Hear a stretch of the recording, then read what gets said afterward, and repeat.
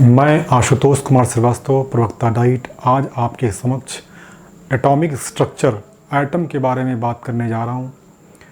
एक रसायनज्ञ के लिए, एक केमिस्ट्री जानने वाले के लिए यह एक समान रूप से जानकारी जो विज्ञान की रखता है, साइंस के बारे में जनरल से इन्फॉर्मेशन रखता है। परमाणु से सभी लोग परिचित होंगे, लेकिन ये परमाणु शब्द कहाँ से आया, परमाणु का क्या अस्तित्व है, किस प्रकार से इसका जो कॉन्सेप्ट डेवलप हुआ और क्या क्या हमारे पास मॉडल आए, उन पर हम चर्चा करेंगे। आज जो हम अपने वीडियो में ख़ास बात करने वाले वो ये है कि जब परमाणु पर चर्चा हो रही थी, कॉन्सेप्ट आ रहे थे, तो हमारे भारत और विश्व का परिप्रेक्ष्य क्या था, क्या सीन थी, उन सीन पर हम चर्चा करेंगे। और हमारे पास एक एक परमाणु से क्या क्या इन्फॉर्मेशन मिलती है, जिसकी सहायता से हम बहुत सारे प्रॉब्लम को सॉल्व करते हैं। इसी परमाणु के अंदर होने वाले डिफरेंट डिस्कवरीज़ ने टाइम पे क्या किया कि नई नई ब्रांचेस केमिस्ट्री के, फिजिक्स के डेवलप कर दिए। इवन आप सभी लोग जानते होंगे एटॉमिक फिजिक्स, न्यूक्लियर फिजिक्स, ये सारी चीज़ें यहीं से आई हैं। बाकायदा इनका एक पूरा ग्रुप ऑफ साइंटिस्ट थे जिन्होंने एटम्स को डेवलप करने में, यहाँ तक जिसे हम कहते हैं श्रोडिंगर मॉडल, यहाँ तक लाने में बड़ी भूमिका अदा की है। लेकिन ये विचार सबसे पहले आया कहाँ से? आप सबको पता होगा कि हमारा देश वेदों से चला आ रहा है, वेद युग से चला आ रहा है। तो उस टाइम पर भी हमारे पास इसके लिए कॉन्सेप्ट थे, और वो कॉन्सेप्ट शुरू होता है इंडियन फिलोसोफर महर्षि कणाद से, जिन्हें हमको कहते हैं founder of Vaisheshika school. Vaisheshika school वो संस्था थी जिसके फाउंडर थे महर्षि कणाद जी, जिन्होंने साइंस के क्षेत्र में बहुत बड़ा योगदान दिया। और वास्तव में हमारे यहाँ जो विदेशी साइंटिस्ट कहते हैं या विदेशी विचारक कहते हैं कि हमारे यहाँ लोग प्रयोगवादी नहीं थे, प्रैक्टिकल कम करते थे। प्रैक्टिकल करने का मतलब है कि कई बातें वो सैद्धांतिक रूप से कह डाले, उनका कोई एविडेंस हमारे पास नहीं है।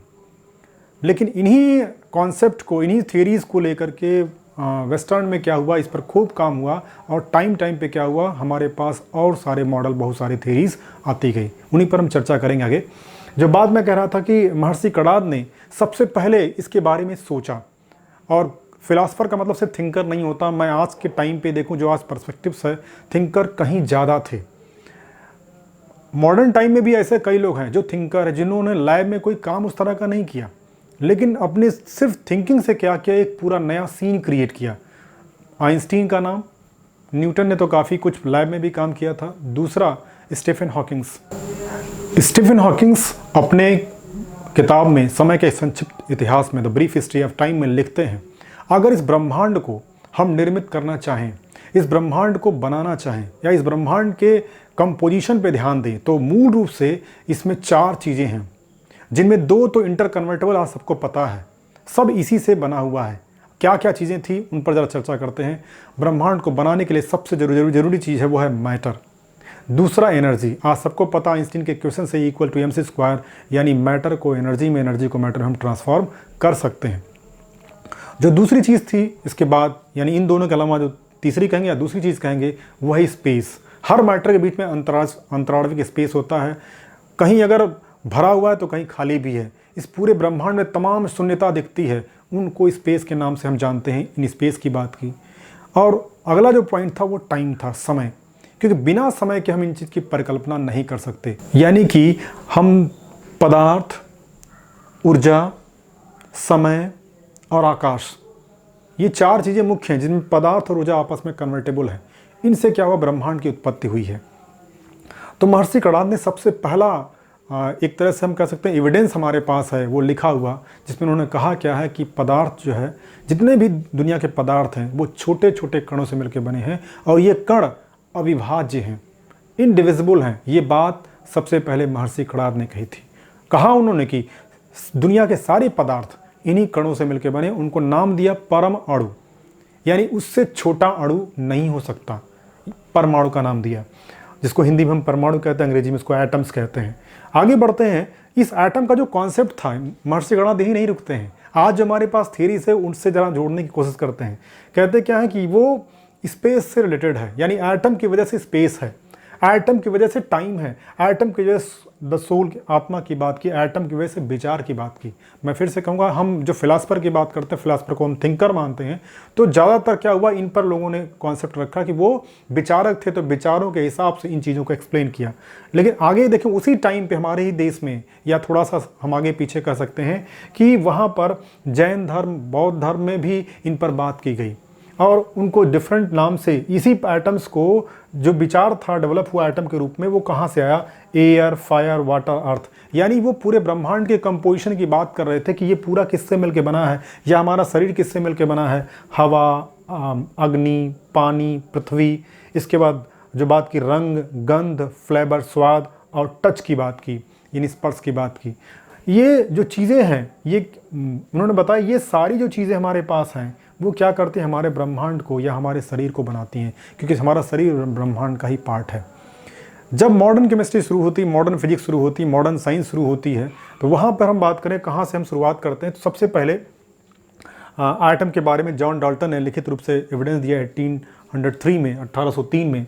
उन्होंने जो मॉडल दिया उसका नाम था सॉलिड स्फीयर मॉडल। ये बात आई कहाँ से, वास्तव में इनके पास ये किताब हाथ में लगी कि नहीं लगी मैं नहीं जानता, लेकिन ये कंफर्म था कि ये जो चर्चा थी पूरे विश्व में चल रही थी, और जिस टाइम पे हमारे देश में काम हो रहा था उसी टाइम पे वहाँ पर भी प्लेटो, अरस्तु और जो विचारक थे, थिंकर थे वहाँ पर, वो लोग भी इसी तरह का काम कर रहे थे। उन्होंने भी एक कॉन्सेप्ट डेवलप किया था, और उसी कॉन्सेप्ट को आगे बढ़ाया गया कि वास्तव में अगर हम इस पर विचार करें कि हमारा शरीर किससे मिलकर बना है, तो जब हमने, मतलब फिलासफर ने, साइंटिस्टों ने सोचना शुरू किया और एक्सपेरिमेंट के द्वारा प्रूव करना शुरू किया, तो पता चला हर पदार्थ क्या है, छोटे छोटे कणों से मिलकर बना। और एक कंडीशन ऐसी आती है कि वो कण फिर से डिवाइड नहीं हो सकता।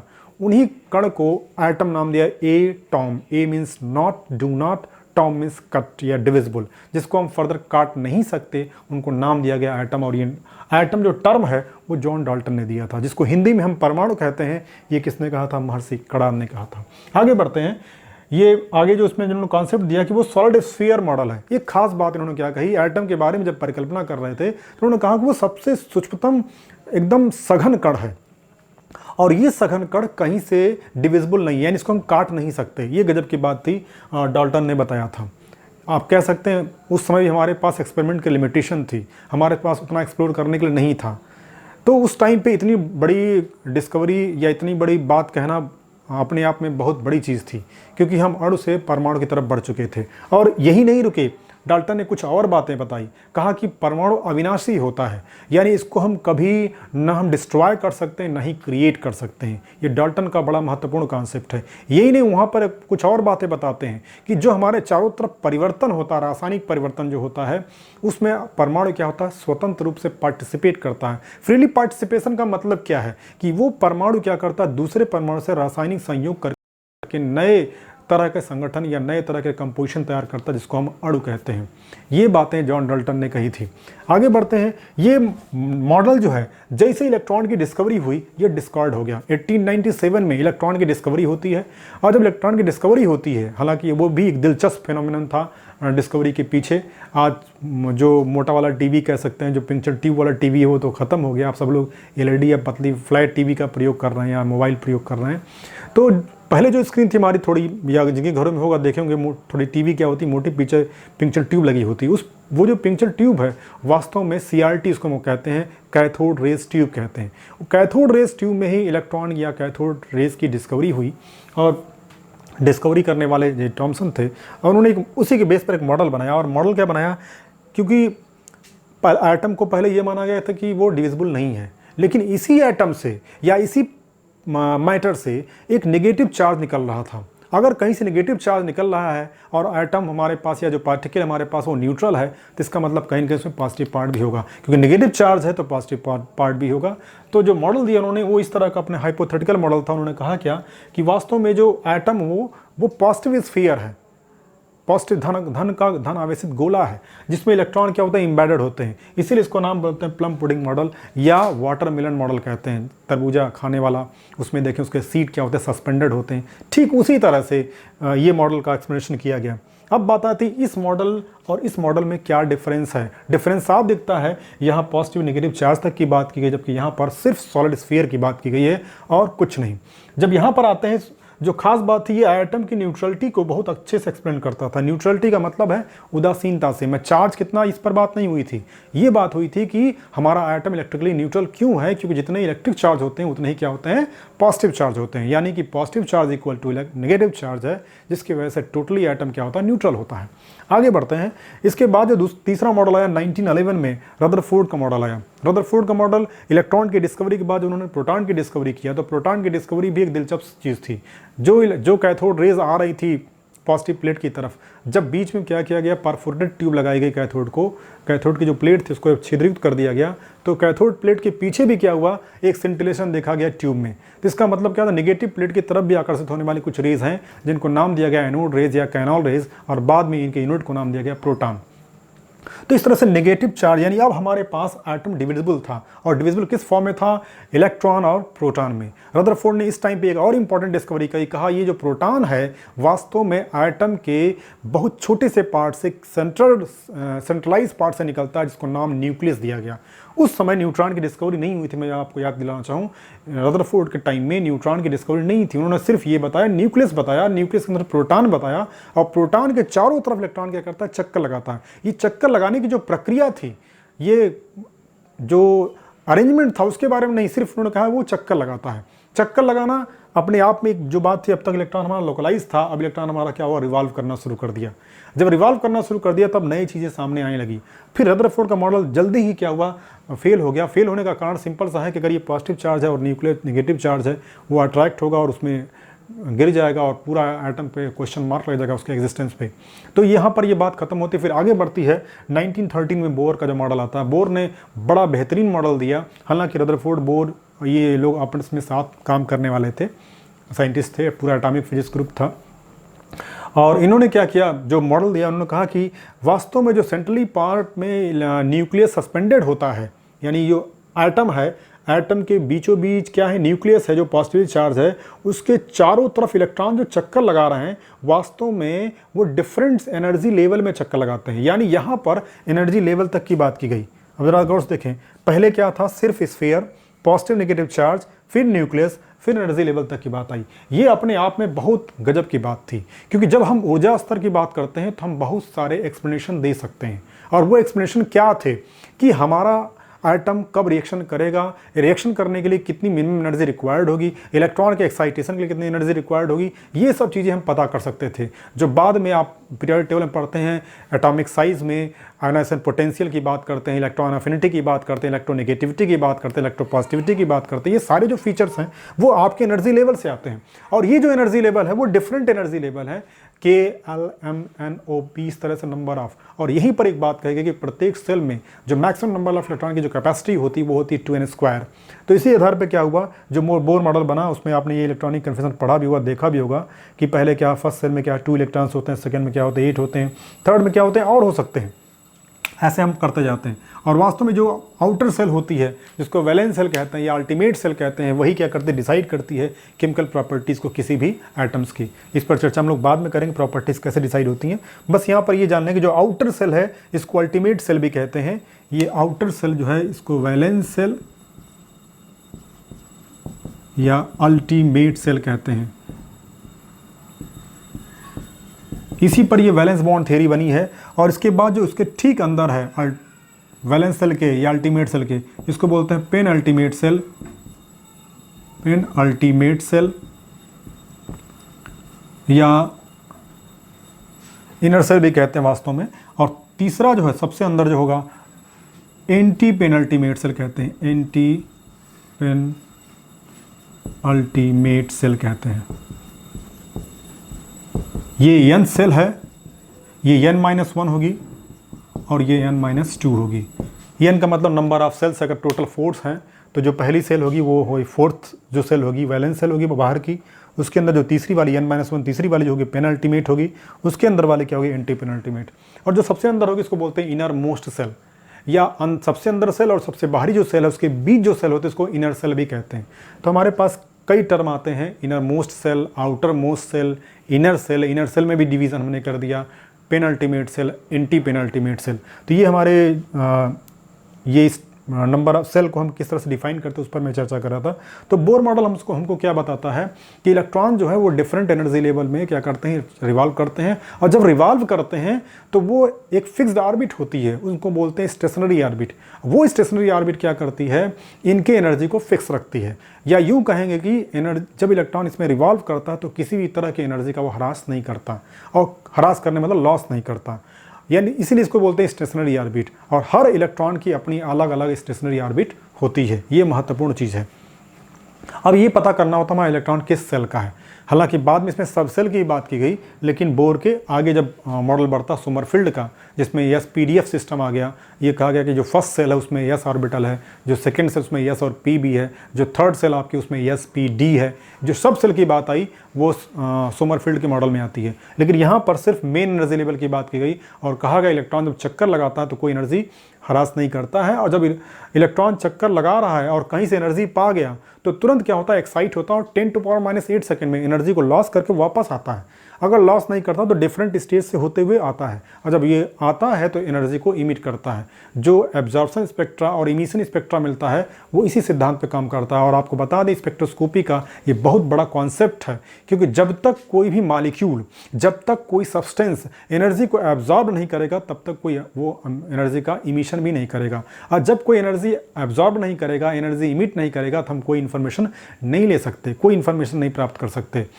एनर्जी एब्जॉर्ब और एनर्जी देने में दो अलग अलग प्रक्रियाएं होती हैं, वो केमिकल रिएक्शन पर भी लागू होती हैं, फिजिकल चेंजेस पर भी लागू होती हैं, डिफरेंट तरह से हैं। हम यहाँ बैठे बैठे जो बहुत सारे बहुत दूर तारे हैं उनके बारे में हम पता लगा लेते हैं। कैसे पता करते हैं, जो उनके कलर हमको मिलते हैं, स्पेक्ट्रा मिलते हैं, उनकी एनालिसिस करते हैं और हम पता कर लेते हैं अगर ये स्पेक्ट्रा मिलता है तो उसकी एनर्जी क्या होगी, और उससे हम टेम्परेचर डिसाइड करते हैं। तो ये जो चीज़ें हैं वो बोर के कॉन्सेप्ट से ही निकलती हैं। लेकिन एक गजब की बात थी कि बोर जब मॉडल दिया, ये सबसे बड़ा क्रांतिकारी परिवर्तन था मॉडल के डेवलपमेंट में। लेकिन यहाँ पर एक बात फंसती थी, वो दो इम्पैक्ट थे, दो इफेक्ट थे। एक था स्टार्क इफेक्ट, दूसरा जीमान इफेक्ट। जीमान इफेक्ट वही इफेक्ट है जिसके लिए 1902 में यानी केमिस्ट्री की दूसरी नोबेल प्राइज़ जीमान को दी गई थी। और उन्होंने क्या बताया कि जब हम जो लाइट हमको मिल रही है, स्पेक्ट्रा मिल रहा है किससे, किसी एटम से, अगर उसको हम मैग्नेटिक फील्ड में पास करते हैं तो क्या होता है, वो स्प्लिट कर जाता है। ये स्प्लिटिंग क्यों हो रही है, जिसको आपने कहा था मेन एनर्जी लेवल,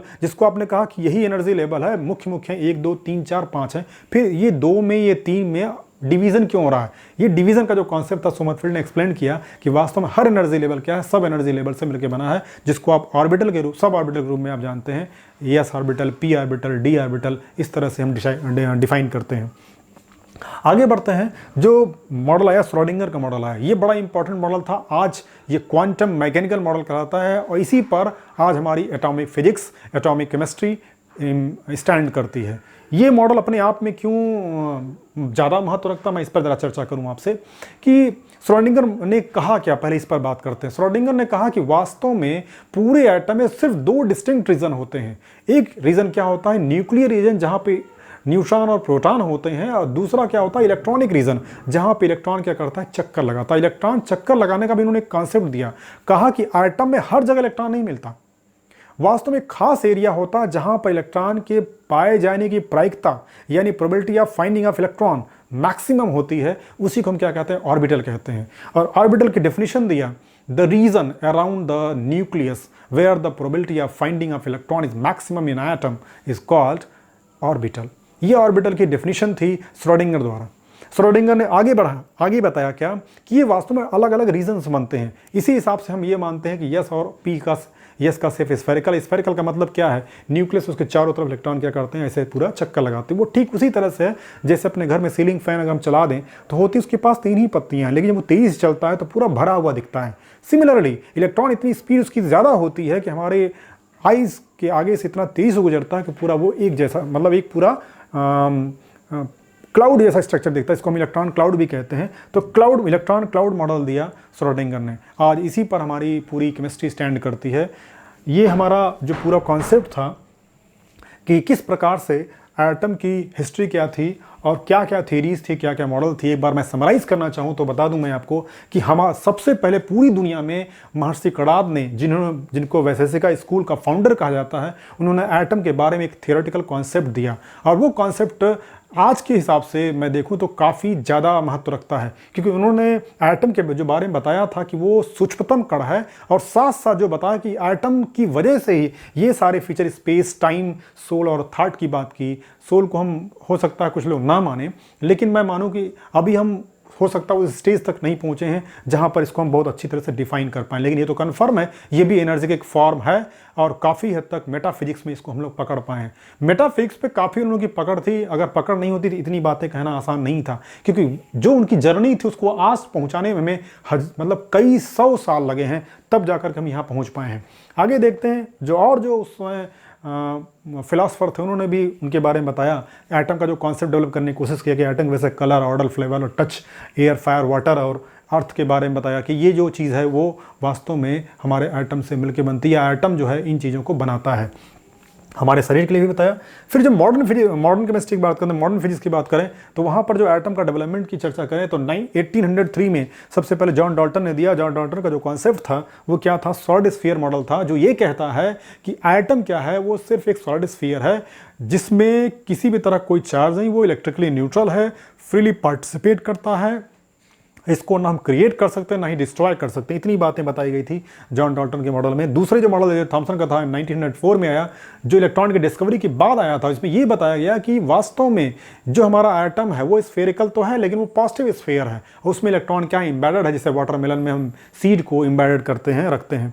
रदरफोर्ड का 1911 में मॉडल आया प्रोटॉन की डिस्कवरी के बाद, और एक क्लियर कट हो गया कि एटम का अधिकांश पार्ट क्या होता है, खाली होता है। इसी वजह से उन्होंने कहा एक बहुत छोटा सा पार्ट है और निग्लिजिबल हम कह सकते हैं उस पार्ट को, उसमें क्या होता है, प्रोटॉन होता है, उसके चारों तरफ इलेक्ट्रॉन क्या करते हैं, चक्कर लगाते हैं। लेकिन गजब की बात ये थी, इलेक्ट्रॉन के बारे में वो ये ढंग से ये नहीं बता पाए, इलेक्ट्रॉन का जो चक्कर लगाने की प्रक्रिया वो किस प्रकार से है उसको डिफाइन नहीं कर पाए। इसी नाते क्या उन पर क्वेश्चन मार्क लगा, और 2 ही साल बाद 1913 में बोर ने मॉडल दिया कि वास्तव में इलेक्ट्रॉन जो चक्कर लगाता है उसके डिफरेंट एनर्जी लेवल होते हैं, जिनको डिफाइन किया कि LMN, जिस पर मैंने काफ़ी चर्चा की। उसी के आधार पर पूरी स्पेक्ट्रोस्कोपी, स्पेक्ट्रम का हम कॉन्सेप्ट डेवलप करते हैं। और बाद में श्रोडिंगर का मॉडल आया जो क्लियर कट ये डिफाइन करता है, जो मैंने कहा बीच में एक मॉडल और था वो समरफील्ड का था, जिसमें यह कहा गया कि जो ये मेन ऑर्बिट्स हैं उसके अंदर सब ऑर्बिटल्स हैं SPDF, यानी सब एनर्जी लेवल हैं, जो जी मान और स्टार्क इफेक्ट में चर्चा कर रहा था। स्टार्क इफेक्ट भी क्या है, जी मान की तरह से ही है, लेकिन वो जी मान में ये कहा गया कि स्पेक्ट्रल लाइन क्या होती है, मैग्नेटिक फील्ड में स्प्लिट करती है, जबकि स्टार क्या कहते हैं, जो हमारा स्पेक्ट्रल लाइन होती है वो इलेक्ट्रिक फील्ड में स्प्लिटिंग करती है, यानी splitting of spectra in presence of electric field, that is called Stark effect, and splitting of spectra in presence of magnetic field is called Zeeman effect. ये दोनों impact को सोमरफील्ड मॉडल सक्सेसफुली एक्सप्लेन करता है, Bohr model नहीं करता, Sommerfeld करता है। क्यों करता है? क्योंकि उन्होंने बताया कि प्रत्येक जो मेन एनर्जी लेवल है वो सब एनर्जी लेवल से मिलकर के बना हुआ है। श्रोडिंगर जो कहता है खास बात इलेक्ट्रॉन पर लोकलाइज होते हैं, इलेक्ट्रॉन की पोजीशन की बात करते हैं और कहते हैं इलेक्ट्रॉन का घर क्या है। इलेक्ट्रॉन का घर जो पूरा क्लाउड है, और उस क्लाउड को नाम दिया ऑर्बिटल, जिसको हम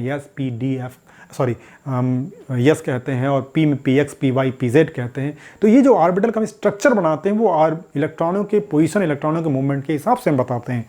तो ये हमारी बातें थी श्रोडिंगर तक की, आप इसे नोट कर लें।